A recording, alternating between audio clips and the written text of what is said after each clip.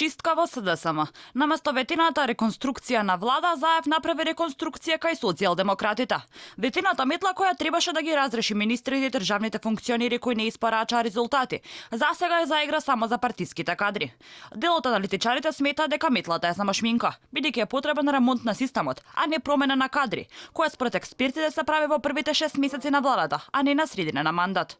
Аналитичарот Владимир Важиновски вели дека секоја партија прави чистка во своите редови, кога се незадоволни од изборниот резултат.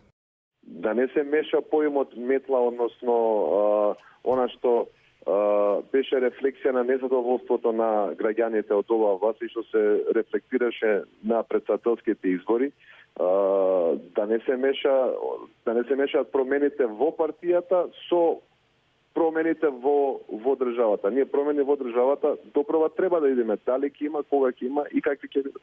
Граѓаните не ги интересира кој како раководи со одредено министерство или државна институција. Едноставно одговорноста лоцираат на оној кој што е најодговорен и кој што ги именува, тоа е премиер.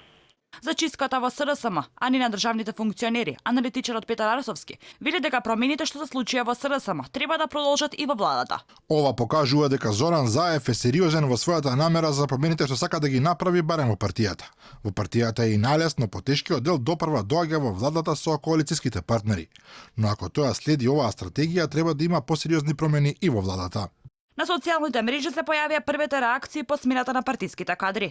Дел од граѓаните прашуваат како функционери кои не се достојни за лидерски позиции во сопствената партија остануваат на челни функции во владата.